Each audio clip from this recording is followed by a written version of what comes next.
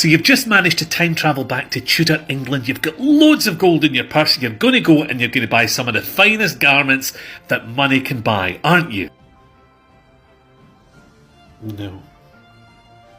You see, even if you did land in the reign of, say, the Henry VIII with a whole load of money in your purse, it wasn't just as simple as going off to the local furrier or cordwinder or whatever other manufacturer of fine clothing apparel that you felt like visiting and buying all the best and the latest fashions in any material that you wanted. No, that's not how that worked. That's really not how that worked. Now, Henry's a good example of this. He didn't invent sumptuary laws. In fact, sumptuary laws are thousands of years old. They've existed all over Europe and beyond, and they've taken many shapes and forms over the centuries. But Henry was particularly fond, in fact, a lot of the Tudors were particularly fond of these sumptuary laws, not just because it kept pretty much the best of the best for them, but because it reinforced the social order that they sat at the very top of, and quite frankly, they wanted to keep it that way. The Tudors knew that your clothing, the way that you present yourself,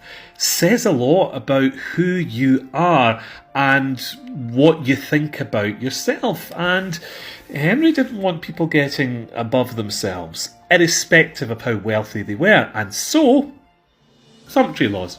Effectively, Henry wanted to be able to cast an eye around his kingdom, and if he saw someone who was a milkmaid, he wanted to know right away, just by glancing at them, that they were a milkmaid. If he saw someone who was a merchant's wife, he wanted to know that by simply looking across the room at them, and if someone was a duchess, he wanted to be able to tell that too without even opening his mouth to them. And if you were a milkmaid who had managed to earn a fortune in her milkmaiding, he wanted to make sure that you still stuck to your social place in terms of your clothing. So it didn't matter how much money you had made or were making, you didn't move out of your social status that easily. And your clothing kept you where you were.